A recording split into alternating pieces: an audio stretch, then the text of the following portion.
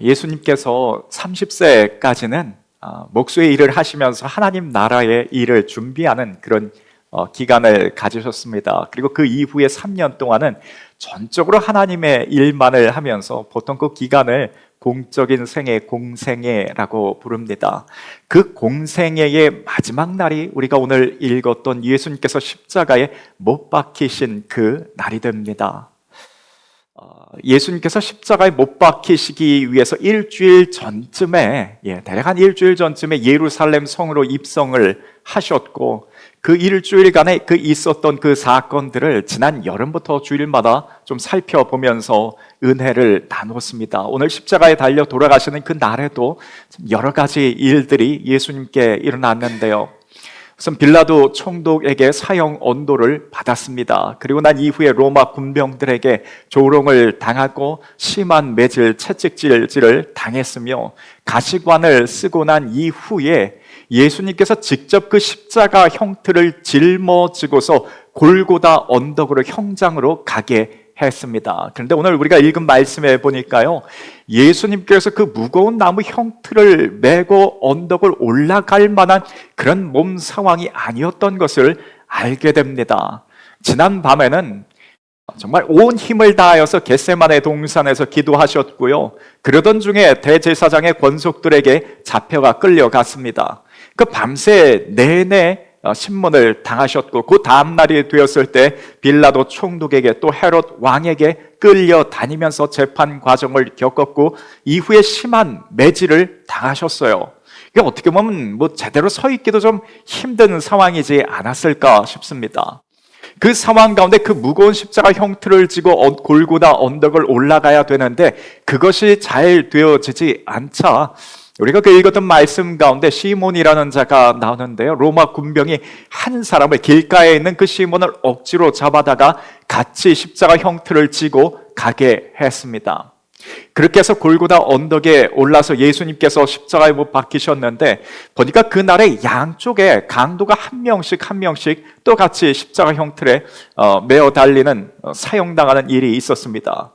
굳이 꼭 그렇게까지 그날 그 일을 해야 했을까? 왜냐하면 그날 참 복잡한 상황이었어요. 유대 지도자들이 어떻게 해서든 예수님을 십자가에 못 박기 위해서 온갖 모략을 다 했는데 그것도 잘 되지 않자 백성들은 막 선동해서 빌라도 총독을 압박하고 막 이런 복잡한 상황이었어요. 근데 그 복잡한 상황 가운데 굳이 그날에 양쪽의 강도까지 또 세웠어야 했는가 여겨지는데요, 그렇게 했던 이유는 백성들 앞에 보여주기식이었어요. 보라는 거예요. 내가 이전에 메시아라고, 구원자라고, 하나님의 왕이라고 세워졌던 저 사람의 저 모습을 보라고. 결국은 똑같이 죽임당할 강도 가운데 그 같은 죄수 가운데 하나라는 것을 백성들 앞에 보여주는 것이었어요. 그러면서 그 대제사장과 유대 지도자들이 이렇게 조롱했습니다. 저가 다른 사람은 구원했지만 자기는 구원할 수 없다고, 유대인의 왕이요 그 십자가에서 내려오라고 조롱했고요, 또 그 옆에 있었던 강도도 너가 그리스도여든 너와 우리를 구원하라는 그런 조롱까지 하게 됐습니다. 예수님께서 십자가 형틀이 육체적인 어떤 그런 고통만이 아니라 사람들 앞에 온갖 조롱과 참 모멸감을 당하면서 그 십자가 형틀에 매어 계십니다. 그러면서 주님께서 하셨던 말이 어떤 말이었는가? 한번 누가복음 23장을 같이 한번 읽겠습니다. 이에 예수께서 이르시되 사여 주옵소서, 자기들이 하는 것을 알지 못함이니이다. 이게 예수님께서 하신 말씀은 저들을 용서해 달라는 것이었어요. 어떻게 보면 이 세상에서 가장 악독해 보일 만한 악한 사람들이 그 예수님 앞에 있습니다. 온갖 모략으로 거짓된 그런 증거들을 모아다가 자신을 결국 십자가 형틀에 못 박게 했습니다. 자신의 뜻대로 되지 않자 백성들까지 억지로 선동하여서 그래서 자신을 십자가에 못 박았어요. 그 이후에도 온갖 조롱과 참 모멸감을 느끼게 했습니다. 그런 자들을 향해서 예수님께서 어떻게 그 상황들을 견디고 참을 수 있었을까? 또 거기다가 그 참는 것, 버티는 것만 해도 대단하신데 거기다가 그들을 용서해 달라는 말을 도대체 예수님께서 어떻게 어떤 힘으로 그 모든 것을 감당하셨을까라는 물음표가 생기는데요. 예수님께서 어떤 힘으로 그 모든 일들을 감당하셨는가? 요한복음 15장에 보면 이런 말씀이 나옵니다. 사람이 친구를 위하여 자기 목숨을 버리면 이보다 더 큰 사랑이 없나니라고 했고요. 우리가 잘 알고 있는 갈라디아서 2장 20절 말씀에 이제 내가 같이 한번 읽겠습니다. 이제 내가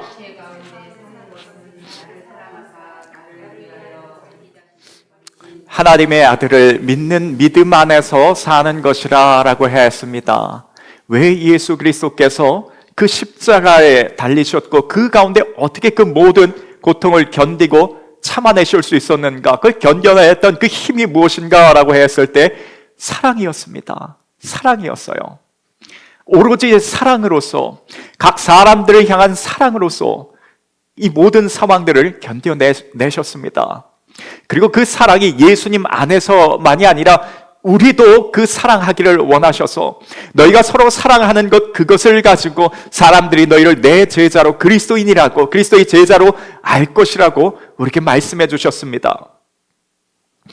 우리가 앞으로 미래의 시대 가운데 그 인공지능이 모든 것을, 사람의 모든 것을 다 대체할 수 있다고 합니다. 어떤 신체적인 능력과 지식과 그 모든 것 다 대체될 것이라고 합니다. 그런데 결단코 대체할 수 없는 것이, 그것이 하나 있다면 그 가운데 하나가 바로 사랑일 것입니다.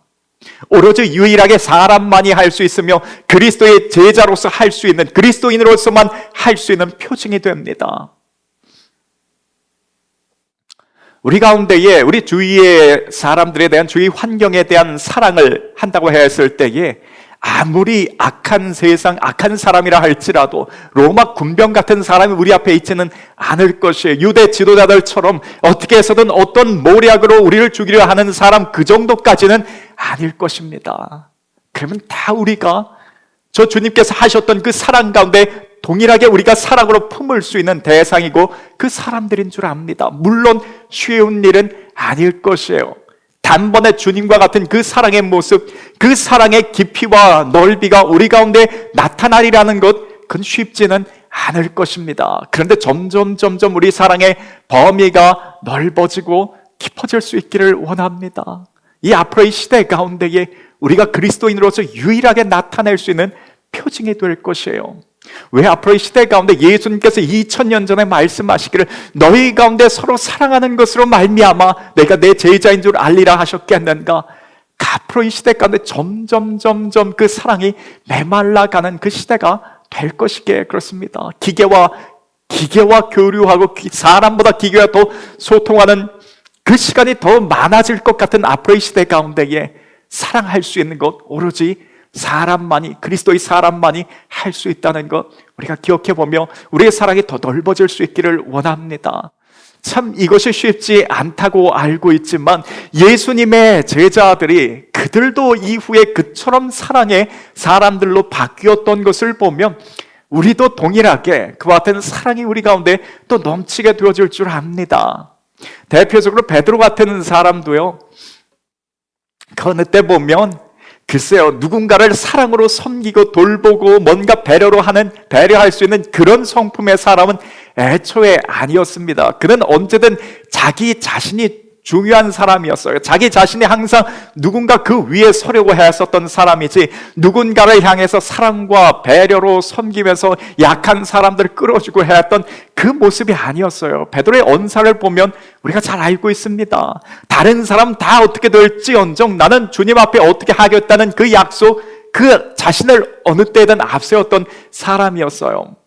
그 베드로에게 예수님께서 부활하신, 십자가에 달려 돌아가시고 이후에 부활하신 예수님께서 그 베드로를 찾아오셨습니다.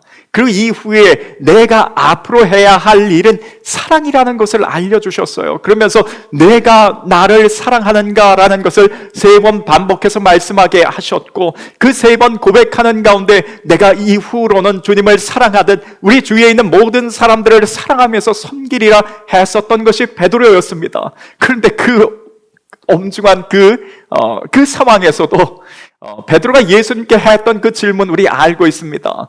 자신과 라이벌 관계에 있었던 저 요한이 눈에 들어왔어요. 주님, 나는 이렇게 해서 주님의 사역을 하면서 이후에 예수님께서 베드로가 순교할 것까지 알려주셨거든요.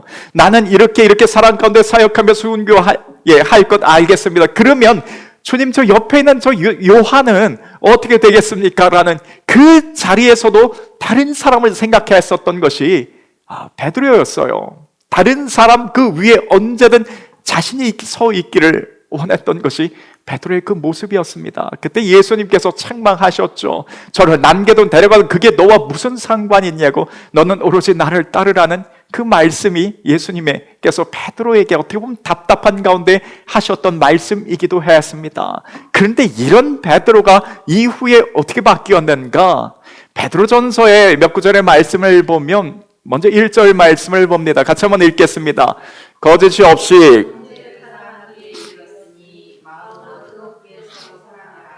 사랑하는 자들아, 거류민과 나그네 같은 너희를 권하노니, 또 이후에 보니까요, 사랑하는 자들아, 너희를 연단하려고 오는 불시험을 이상한 일 당하는 것 같이 이상하게 여기지 말고라고 했어요. 내용에 보니까 마음으로 뜨겁게 사랑하라고 했고, 사람을 향한 기본적인 마음이 사랑이었어요. 사랑하는 자들아, 사랑으로 바뀌게 되었습니다. 이 베드로보다 어떻게 보면 더 좀 드라마틱하게 사랑의 사람들로 바뀐 제자들이 있다면 야고보와 요한일 것입니다. 야고보와 요한, 이 두 사람은 형제였습니다. 이 두 형제가 예수님께 참 특별한 사랑과 관심을 받은 두 제자였어요. 그런데 그들이 그만큼 예수님께 사랑을 받았지만 사랑을 나타내지는 못하는 그런 제자들이었습니다. 그래서 오죽하면 예수님께서 그 두 형제를 향해서 저들은 보아 너게 우레의 아들들이라고 그런 별명까지 붙여주셨어요. 한 번은 예수님과 제자들이 같이 전도 여행을 가는 중에 사마리아 땅을 가면서 전도를 할 때에 사마리아 사람들이 그 예수님과 제자들을 향해서 냉대했습니다. 영접하지 않았어요.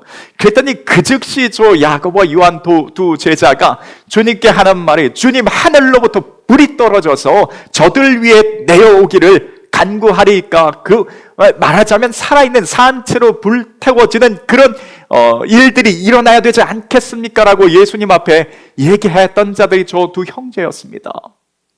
그리고 그 이후에도 보면 저 두 제자 가운데 하루는 또 어머니를 모시고 와서 예수님 찾아와서 자리를 청탁했던 것이 저 두 제자의 야고보와 요한의 모습이기도 해서 이후에 예수님께서 어떤 왕이 되셨을 때에 우리를 그 나라의 한편으로는 주님의 오른편에 한편으로는 왼편에 앉게 하옵소서라는 것이 그 어머니와 저 형제들의 부탁이기도 했습니다. 그런데 그런 야고보와 요한도 이후에는 참 놀랍게 바뀌었어요. 형제 가운데 야고보는 주님을 사랑함으로 그 12 제자 가운데 사도 가운데 가장 먼저 순교하기도 했습니다. 그 이후에 사도 요한은 반대로 가장 늦게까지 오래까지 장수하면서 오랫동안 살면서 복음을 전하며 하나님 나라 일을 감당했는데 그가 요한복음 외에도 요한 1, 2, 3서와 요한 계시록까지 기록하게 됩니다. 그런데 그가 기록했었던 요한 3서를 보면 그가 어떤 사람으로 변화되었는지를 아주 잘 알려주고 있어요. 요한 3서라는 성경은 사도 요한이, 제자 요한이 노년에 가이오라는 한 사람에게 기록했던 성경이기도 합니다. 가이오라는 사람은 당시에 좀 어떤 일반적인 이름이었기 때문에 구체적으로 신약 성경 가운데 그가 어떤 일을 했던 사람을 특정하기는 어렵습니다. 그런데 이 가이오라는 사람이 원래는 초신자였는데 어느덧 신앙이 점점 성장하여서 교회의 일들을 아주 잘 감당하는 그런 믿음의 사람이 됐어요. 그 당시에 삽시간에 그 소아시아 지역의 교회들이 막 여기저기 생기다 보니까 그 교회를 다 돌볼 수 있는 그런 목회자가 부족했던 상황이었습니다. 그래서 그 상황 가운데 선교사님들이 세워져서 지금처럼 어떤 선교사님을 조직적으로 세우고 그들을 후원했던 그런 조직과 단체가 없었던 때에 몇몇 선교사님들이 목회자들이 순회하면서 그 교회들을 돌보고 있었어요. 그러다 보니 그 선교사님들이 참 어려움을 많이 겪었는데요. 그 어려움을 겪고 있는 그 선교사님들을 누가 돕는 역할을 했냐면 각각의 교회에서 그 성도들이 그 방문하였던 목회자들, 선교사님들을 섬기는 그런 역할을 했습니다. 근데 이 가이오라는 사람이 이제 초신자여서 이후에 어느덧 신앙이 성장하여서 그 사람들을, 목회자들을 섬겨 돕는 역할들을 감당하는 사람이 되었던 것이었어요. 이 모습을, 이 가이오를 보고 사도 요한에게 너무나 마음에 흡족해서 기쁨이 있어서 요한 3서에 보면 요한이 이런 고백을 합니다. 장로인 나는 요한입니다. 사랑하는 가이오 곧 내가 참으로 사랑하는 자에게 편지하노라. 사랑하는 자여, 내 영혼이 잘됨 같이 내가 범사에 잘되고 강건하기를 내가 간구하노라. 형제들이 와서 내게 있는 진리를 증언하되 내가 진리 안에서 행한다니 내가 심히 기뻐하노라. 내가 내 자녀들이 진리 안에서 행한다를 듣는 것보다 기쁜 일이 없다라고 합니다. 요즘 나에게 있어서, 요한에게 있어서 가장 기쁘고 행복하고 즐거운 일이 무엇인가 하면 가이오, 당신이 정말 믿음 안에서 성장하고 자라는 것, 그것을 듣는 것이 내게 있어서 가장 기쁜 일이라고 합니다. 물론 초신자가 어느덧 신앙 가운데 바로 세워져서 그가 점점 믿음 안에서 성장하는 모습을 그걸 보는 것, 그건 굉장히 큰 기쁨과 즐거움과 감사일 수 있어요. 근데 그것이 내 삶에 있어서 가장 행복하고 기쁜 일인가? 사실 그렇진 않을 수 있습니다. 아니, 나에게 있어서 내가 뭔가 그렇게 된 것도 아니고 내 자녀가 뭔가 그렇게도 된 것도 아니고, 어떻게 보면 지금 사도 요한의 상황은 유배지 가운데 같은 그 생활 가운데, 반모섬이라는 그 유배지 같은 그 감옥 같은 곳에서 좀 어려운 생활을 하고 있는 상황이었어요. 나는 지금 이런 어려움을 겪고 있는데 당신 가이오라는 그 당신이 그와 같은 일을 믿음 안에서 성장하는 그것을 볼 때에 나는 지금 이런 어려운 가운데 있지만 당신이 그 모습을 볼 때 나는 그걸 참을 수 없는 기쁨이라고 요한이 그와 같이 고백합니다. 요한의 젊었을 적의 모습을 생각한다면 참 놀랍습니다. 그러면서 조금 전에 고백했었던 사랑하는 자요, 내 영혼이 잘되며 내 범사가 잘되고 강건하기를 원한다라고. 우린 보통 이 구절을 어떻게 적용했습니까? 우리 집안에 걸어놓고 나서 그 말씀이 나에게 이루어질 것을, 우리 가정의 가문에 이루어질 것을 그걸 요청하면서 사랑하는 자요, 내 영혼이 잘되고 범사가 잘되고 강건하기를 원한다라는 그런 고백의 문구를, 성경 구절을 걸어놓습니다. 그런데 그 고백을 기록했었던 원저자인 사도 요한은 자기 자신에게 했던 고백이 아니었어요.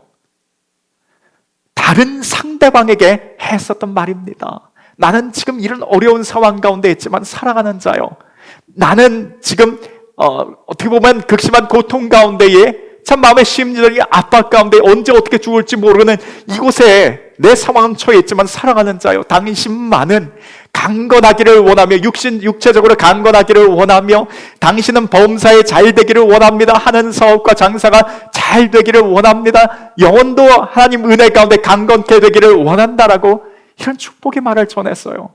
자신은 지금 그럴 수 없는 상황임에도 상대를 향한 축복이었으며 그것이 내게 있어서 기쁨이라고 합니다.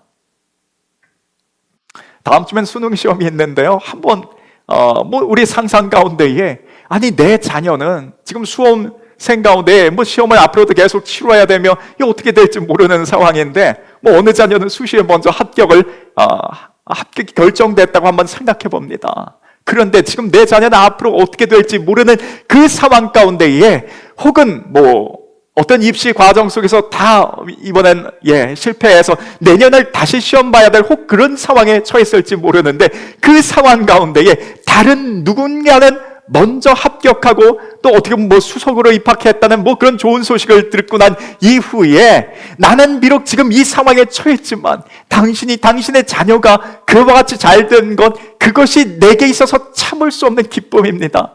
이와 같은 고백을 했던 거예요. 그 요한의 고백이었습니다. 젊을 때 요한을 생각한다면 참 놀라운 고백이 됩니다. 요한이 어떻게 해서 이런 고백을 할 수 있었는가? 우리 조금 전 읽었던 그 말씀 가운데 보면 반복해서 나왔던 단어 하나가 있다면 사랑하는 자요라는, 사랑한다는 고백을 3번이나 반복하면서 요한이 고백했어요. 어떻게 해서 지금 나는 이 어려운 극심한 상황 가운데 있지만 다른 사람의 잘됨을 보면서 보통 사돈이 어떤 땅을 사면 배가 아프다고 하는데 사돈이 아니라 내 같은 형제라 할지라도 때로는 나보다 훨씬 더 잘 되는 형제를 보고서라도 마음이 힘들 수 있습니다. 그런데 요한은 그것이 아니었어요. 나는 지금 이 상황 가운데, 그런데 가이오 당신이 잘 되는 것을 볼 때 그거 내가 참을 수 없는 기쁨이라고. 어떻게 해서 그 말을 할 수 있었는가? 사랑했기 때문에 그렇습니다. 사랑했기 때문에. 사랑에는 이와 같은 힘이 있습니다.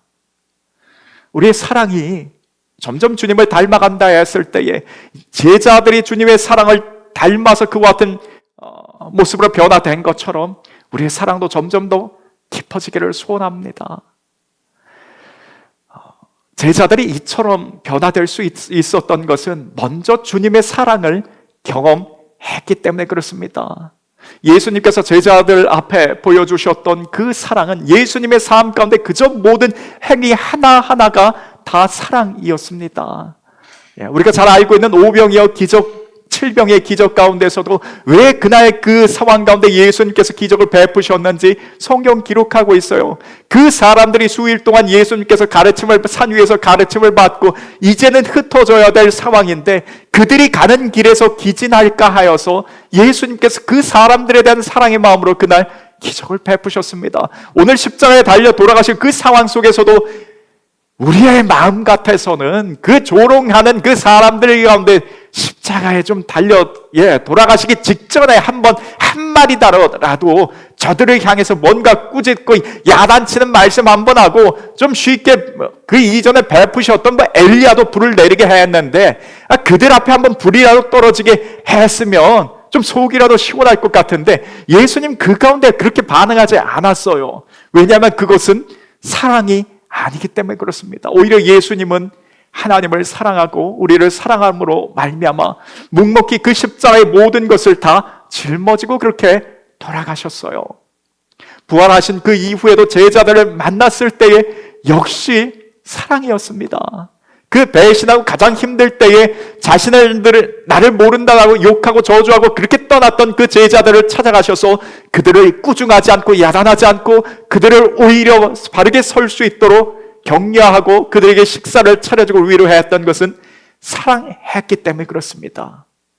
우리 가운데에 그리스도의 사람들로서 이 사랑이 점점 주님 닮아가는 그 사랑의 모습이 우리 가운데 있기를 원합니다. 이것으로 이 메레이 시대 가운데에 그리스도인으로서의 정체성을 정말 온 주위 사람들에게 알리며 하나님 앞에 영광 돌리는 사람이 우리의 사랑함을 통하여서 나타나게 될 것입니다.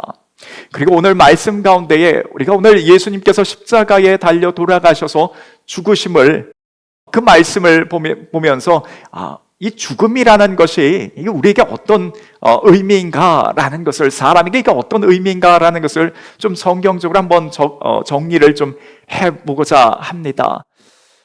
성경에서 사람의 죽음에 대해서 몇 가지로 나눠서 좀 이야기를 합니다. 가장 먼저는요, 사람의 죽음에 대해서 영과 육이 분리되는 그 상태를 죽음으로 이야기를 합니다.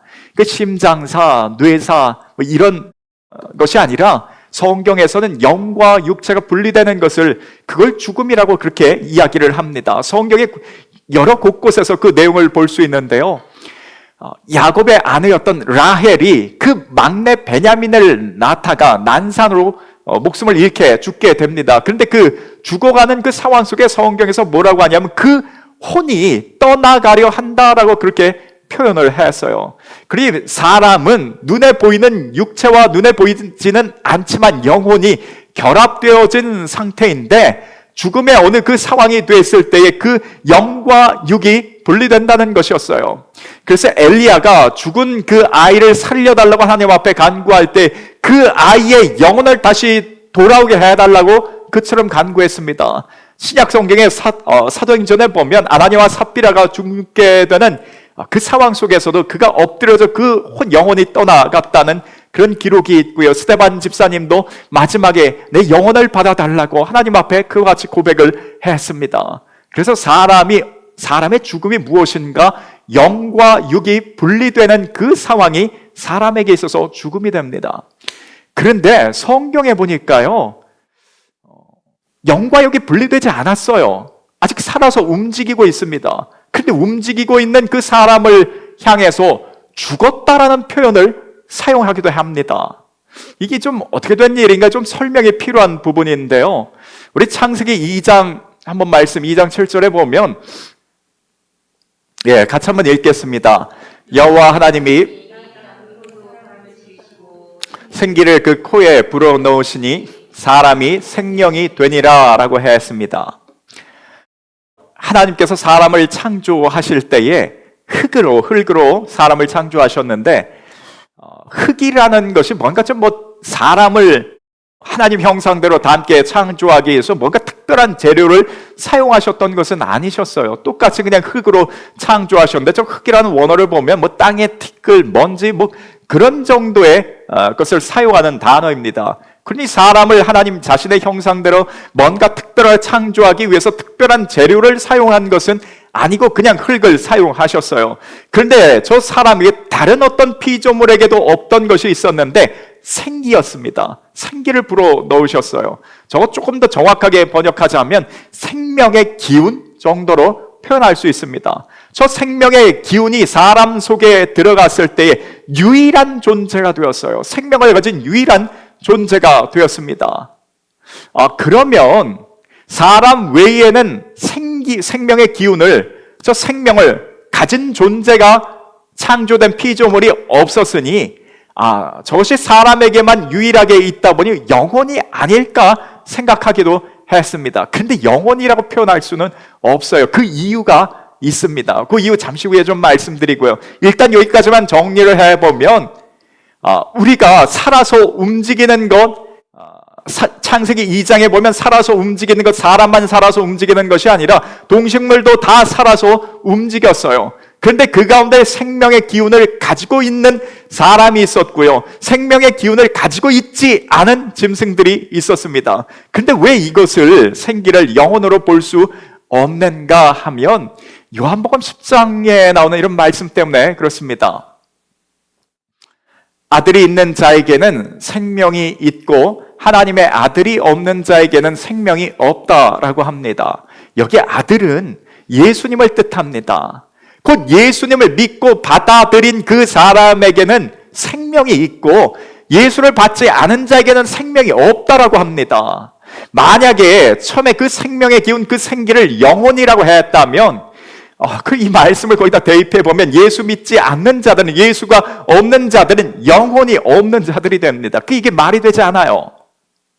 예수를 믿건 믿지 않건 간에 영과 육이 결합되어 있는 상태에서 살아서 돌아다니는 것은 다 마찬가지입니다. 그런데 예수 믿는 자들에게는 무엇이 들어가 있는 그 가운데에 생명의 기운, 생명이 그 가운데 있다는 거예요. 그래서 누군가에게는 그 생명의 기운이, 생기가 있는 채로 이 세상 가운데 돌아다니고 있는 그리스도인들이 있고, 그 생명의 기운을 상실한 채로 돌아다니는 사람들이 있다는 것입니다. 똑같은 사람인데 누군가는 생명이 없는 채로 다닌다라는 이 개념에 대해서 이걸 조금 우리 현실 가운데 좀 이해하기 쉬운 상황으로 한번 표현해 보자면, 마치 살아있는 나무 가지가 있는데 그 나무에서 나무 가지를 뚝 꺾어 놓은 것과 마찬가지로 생각하면 조금 더 쉬울 것 같습니다. 잠깐은 그 가지가 살아있는 것 같이 보이기는 하지만 이미 생명의 근원에서, 생명에서 끊어져 버렸어요. 그건 죽은 상태와 마찬가지라는 것입니다. 성경의 곳곳에 보면 이 개념을 우리가 이해할 수 있습니다. 아담과 하와가 선악과 나무를 먹게 되었을 때 하나님께서 분명히 선악과 나무 열매를 먹는다면 죽을 것이라고 2번이나 반복해서 명확하게 이야기를 하셨는데요.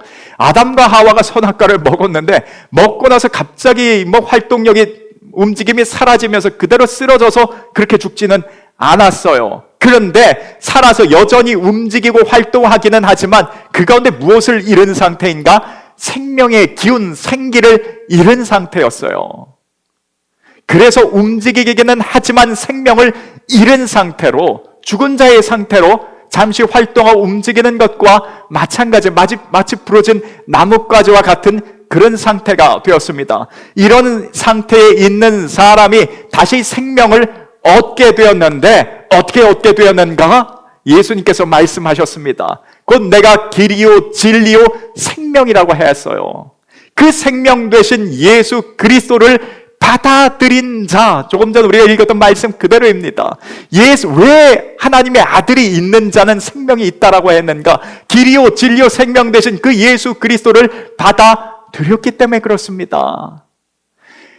범죄한 이후에 하나님과 그 생명의 근원 되신 하나님에게서 떨어져 나간 사람에게는 생명을 잃게 되어서 생명이 상실되었습니다.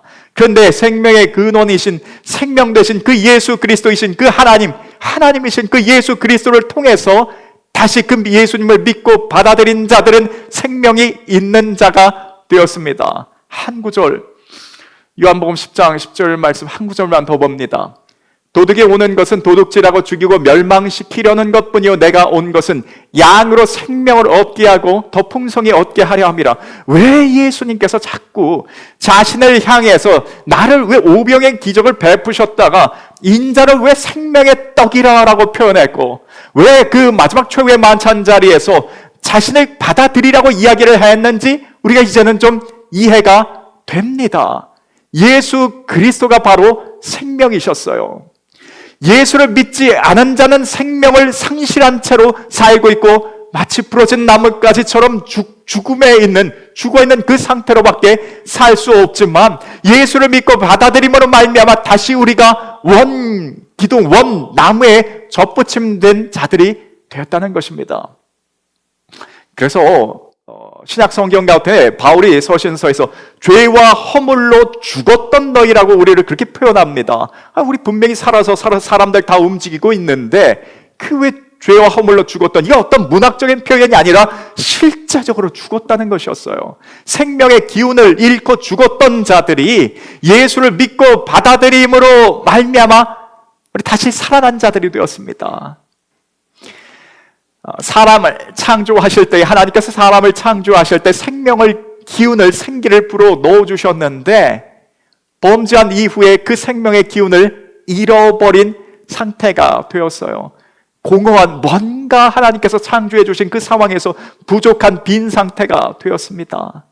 왜 예수 믿기 이전에 내 삶이 공허하고 뭔가 빈 것 같은가? 왜 마음이 허전했는가? 내가 무엇을 위해서 살고 내가 어떻게 살다가 어디로 가는 것인가?